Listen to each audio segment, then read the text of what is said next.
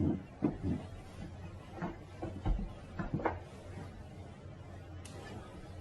Maimonides, the Rambam. Moses Maimonides, this is in parentheses, Moses Ben Maimon, known in rabbinical literature as Rambam, from the acronym Rabbi Moses Ben Maimon, from 1135 to 1204. A rabbinic authority, codifier, philosopher, and royal physician. The most illustrious figure in Judaism in the post-talmudic era, regarded by many of the greatest Jewish philosopher of the Middle Ages, and one of the greatest of all time. He was successful in bringing four cultures, GrecoRoman, Arab, Jewish, and Western, together in one person, and in doing so remains one of the most influential religious philosophers of the intellectual world. His teaching influences other faiths as well as Jews. However, it is his commentary on Jewish texts that mark him out as one of the most influential and important Jews in history. He wrote 3 major essays on Jewish law, the most famous being The Guide for the Perplexed. And each of them is still regarded as hugely important in Jewish philosophy. This monumental work laid the foundation for all subsequent Jewish philosophic inquiry known as Chakirah, and stimulated centuries of philosophical Jewish writing. His large 14 volumes work, Mishneh Torah, to date holds canonical authority in regard of the codification of Talmudic law. That was from the Jewish Virtual Library on the internet, the Famous People, and the BBC. Rambam says in chapter 12, paragraph 2 of the laws concerning King Moshiach, our sages taught there will be no difference between the current age and the era of Moshiach, except our emancipation from subjugation to the Gentile kingdoms. The simple meaning of the words of the prophets appears to imply that the war of Gog and Magog will take place at the beginning of the Messianic Age. Before the war of Gog and Magog, a prophet will arise to rectify Israel's conduct and prepare their hearts for the redemption, as it is written. Before I go any further, there will be no war of Gog and Magog. Period. I am Moshiach. This is the the era of Moshiach. And in addition, I'm not here to rectify Israel's conduct. And I would like to think I'm preparing their hearts for the redemption, because it is here.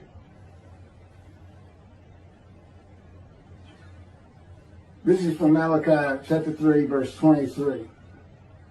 Behold, I am sending you Eliyahu, which is Elijah, before the advent of the great and awesome day of God. He will not come in order to declare the pure impure, nor to declare the impure pure. Nor will he come in order to disqualify the lineage of those presumed to be of flawless descent, nor to validate lineage which is presumed to be blemished. And I agree. Rather, he will come in order to establish peace in the world. As the above prophecy continues, Malachi 3, verse 24, He will bring back the hearts of the fathers to the children. And that is incorrect. I don't come here to bring peace or have the world come to peace or to establish peace in the world. No one can do that. Humanity will never be at peace. It's just not what man is. It's not how things have ever worked. Elijah does not come to establish peace in the world. And again, God dictated this to me. I didn't come up with all this on my own.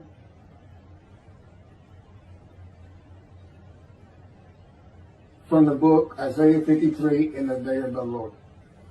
Elijah does not come to establish peace in the world, but to make the many righteous by his knowledge in reconciling the sons to the Father and the fathers to the sons of the family members, one to another, of the Jewish people, by having them be mindful of the teachings God gave Moses at Horeb and to the practice of Judaism. Okay, be mindful. That's an amendment to the first, the covenant between God and the Israelites given by Moses. It's just an amendment because they had to have strict compliance with 100% of the Israelites agreeing to it, that they would all abide by it. Today he's saying be mindful, and he's also saying it doesn't have to be 100% of the people, those who heed and revere and esteem his name. And he knows it's not going to be all of the Jews, notwithstanding the fact he has forgiven their sins and remembers their iniquities no more. And to be a messenger of the new covenant with sin forgiveness. That's why it's new. There's an amendment to it, and in addition to it is sin forgiveness. That's the only difference. I will be your God, and you will be my people. That's the covenant. And it's never changed. It's never gone away. It's new only in the sense that there's been an amendment to it, and in addition to it, and it's a ratification and confirmation of the covenant at Mount Sinai, or Rambam and the sages say in chapter 12, paragraph 3 of the laws concerning King Moshiach. God makes it real clear. He calls Moshiach, my servant David, a shepherd. He's a teacher. There's been no Davidic kingdom dynasty that Rambam thinks is coming. And that's all you have. Now there is a slight reference to king and prince throughout the covenant of friendship. That just means leader in this context. He's a ruler amongst the people, not a ruler over the people. This is just Rambam's rendition of what a Davidic kingdom would be, but it's not in the Hebrew Bible. During the era of the King Moshiach, once his kingdom has been established and all of Israel has gathered around him, the entire nation's line of descent will be established on the basis of his words, through the prophetic spirit which will rest upon him. In the Middle Ages and in antiquity, they believed in prophetic spirits. This will not happen. I do not have a prophetic spirit. The Spirit of God alighted upon me, that he's a person, that he helps me. He'll tell me things and teach me things. But there's no such, by and large, nobody believes in that kind of thing anymore. That somebody can just prophesy. God prophesied. He has absolute knowledge of humanity from Adam on to the end of the earth. Okay, now he can tell a man, write this down, or go tell the people this. But this just comes from him by knowledge. No man gets a spirit upon him and all of a sudden he can prophesy.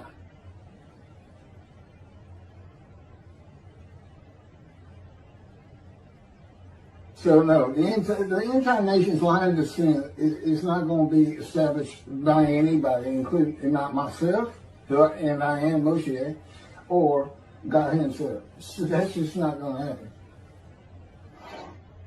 As it is written, he shall sit as a refiner and purifier. He will purify the lineage of the Levites first, stating that this one is a priest of defined lineage, and this one is a Levite, a divine lineage. Rambam basis for this belief is a verse in the book of Ezra, chapter 2, verse 63. The governor said to them, they shall not eat of the most holy things until a priest arises who will wear the Urim and the Thummim. From this verse, one can infer that the genealogy of those presumed to be of unquestioned priestly and Levitical lineage will be traced by means of the prophetic spirit, and those found to be of such lineage will be made known. He will define the lineage of the Israelites according to their tribe alone, i.e., he will make known each person's tribal origin, stating that this one is from this tribe and this is from another tribe. It's not going to happen. And he's talking about Moshiach being the purifier. He got that wrong too. He shall sit as a refiner and purifier from the first paragraph, chapter 12. Paragraph 3 is not Moshiach. God purifies and refines. And he comes with Elijah and the angel of the covenant that you desire. Rambam says the prophetic spirit will rest upon the anointed one. The prophecy of the Hebrew Bible, the prophecies of God. I just gave you my summarization of before I read this, of what I'm about to reread. The difference is, this sounds better, and this is what God dictated.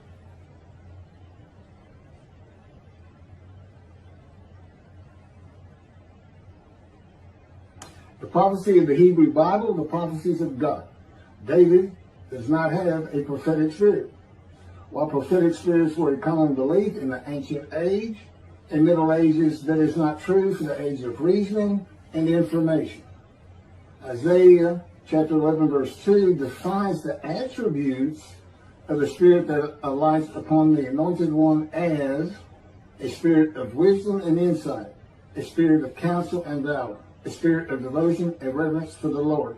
There is nothing regarding a prophetic spirit, and even that is just what the Spirit of God lit upon me, and He has all these attributes, and they teach me, and they tell me as I speak to people how to do and how to be. But a spirit didn't just alight upon me in and of itself, and within God's Spirit is God Himself, His very presence, His mind. You know, it's a hard concept because Judaism's never taught it, but it's in Ezekiel. I don't recall the chapter and verse, but God told Ezekiel, get up upon your feet. Ezekiel says, at that very moment, a spirit entered into me, and I could hear God's words. Couldn't hear God's words until the spirit entered into him. Why? They had to be inside you. They had to be inside you. It's speaking to your mind. God doesn't have a mouth or tongue. You know, he can, within me, He can make me sense, perceive that this is where His presence is. And that is where the words are coming from. As though to my ear, even though it doesn't really seem like my ear, but it does seem like it's coming from over here, or over here, wherever He wants to do it. Spirit enters into you, and God is in His Spirit. And this is Malachi chapter 3, verse 2 through 5. But who can endure the day of His coming? And who can hold out when He appears? for he is like a smelter's fire and like fuller's lye. He shall act like a smelter and purger of silver, and he shall purify the descendants of Levi and refine them like gold and silver, so they shall present offerings in righteousness. Then the offerings of Judah and Jerusalem shall be pleasing to the Lord, as in the days of yore, and in the years of old. But first I will step forward to contend against you, and I will act as a relentless accuser against those who have no fear of me. This is God, and not David or Elijah. It's God. And what does he say? I will act as a relentless accuser. He says when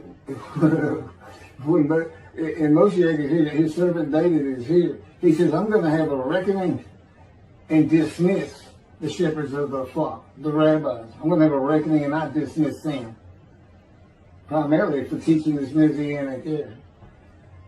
Secondly, for ignoring his prophet. That would be me, shunned, despised, and held of no account. That's how they've been treating me for years now. God's been with me 13 years to prepare me for this, and that's how they treated me.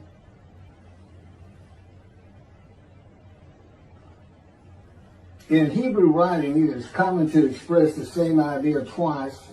Okay, God's telling me to move on. I don't need to hear that.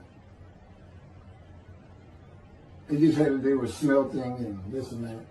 In Malachi 1 and 2, the priesthood has been defiled. They offered polluted offerings. They had turned from God, refused to listen to him, and they profaned God's covenant. They disregard God's ways. This is in quotes from Ezekiel. Well, it's in quotes anyway. Those who have no fear of me would be the priestly tribe of the Levites, and not pertain to genealogy or tribal lineage, but to Ezekiel 34. Thus said the Lord God, I'm going to deal with the shepherds. I will demand a reckoning of them for my flock, and I will dismiss them from tending my flock. It's Ezekiel chapter 34, verse 10. Then I will appoint a single shepherd over them to tend them, my servant David. Again, that's Moshiach. He shall tend them. He shall be a shepherd to them. Not a king. I, the Lord, will be their God. My servant David shall be a ruler among them. I, the Lord, have spoken, and I will grant them a covenant of friendship. Malachi chapter 3, verse 3 says that he shall purify the descendants of Levi and refine them like gold or silver, so that they shall present offerings in righteousness. This would be those rabbis who accept the words of the prophets of God as interpreted in this day of reasoning and information, and not as interpreted in the ancient age and middle age. You want to be purified. If you want to get out from under the dismissal, you're going to have to learn everything God dictated to me in Isaiah 53 in the day of the Lord, and the second book, the life of God's righteous servant of Isaiah 53, which is my life.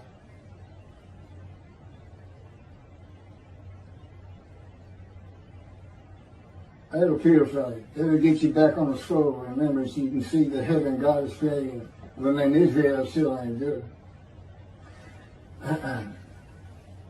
The era of redemption, restoration, and exaltation versus the day of the Lord, as found in the book. Rambam and the sages interpreted it as a prophecy that Moshiach, with a prophetic spirit, will determine the lineage of the priests and Levites from a verse in the book of Israel. I've covered this.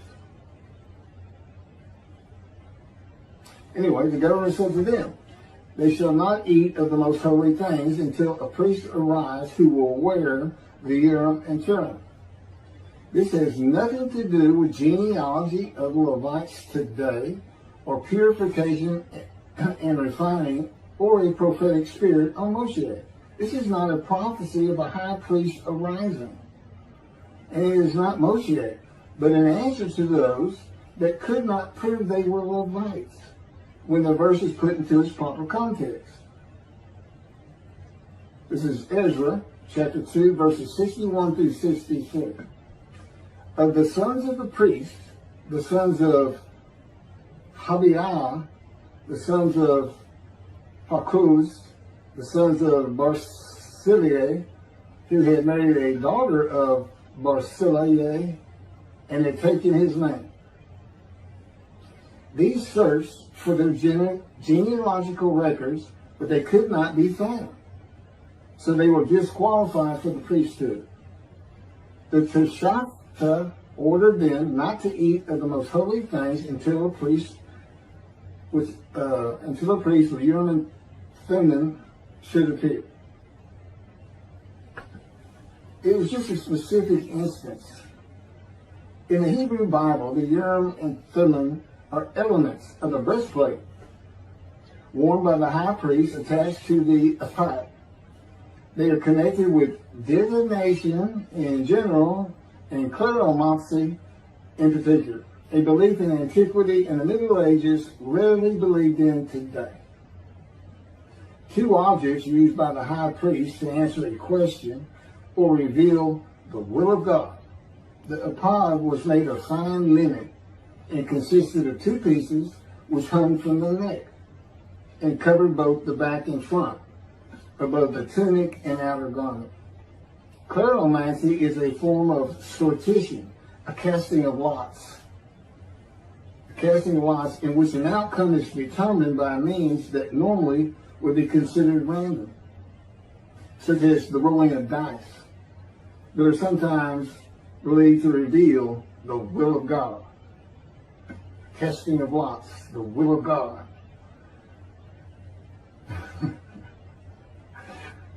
This is not believed in today. Ezra is not a book of the prophets. Teshachta was not a prophet and did not speak the words of God. Few people believe in divination and cleromancy today, matters and things of the Hebrew Bible written for an era gone by. In summation, as great as this man was, and we're talking about the year 1200 or so when he died, born in the 1100s, he was an incredible man. There's no doubt about it. But he didn't have the science, the medicine, the knowledge, the information, the ability to get information that we have today. It's a different time. We just don't believe in some of these things they believed in. You can't just say or say, just say. Now, Rambam also, I can't believe it's not in here. He said, Moshiach is going to perfect the world, and the entire world is going to speak Hebrew. Okay? And he gets that from Zephaniah, chapter 9, verse 10. God says, and I think most people have heard this phrase, they shall be a people of a pure speech. He takes that to be the people of the world. Well, the only problem is that, read verse 9. In verse 9, God talks about his anger against the world and how he was actually terminated with fire. He's not talking about them. He's just talking about his people. The peoples of the Jewish people. And guess what? Today they are a people of pure speech in Israel. See, the only time an ancient language has been revived in the modern times, and that's Hebrew. That's their official language, along with Arabic in Israel. So it was a true prophecy of God. They should be a people of pure speech, but he's only talking about the Jewish people. When he says the peoples, he's talking about his people. If he's talking about the people of the world, you know what he's going to say? The people of the world. His people. The Jews. Okay, well that's all I have on Rambam. Again, I'm surprised I don't have that. Thank you very much for listening.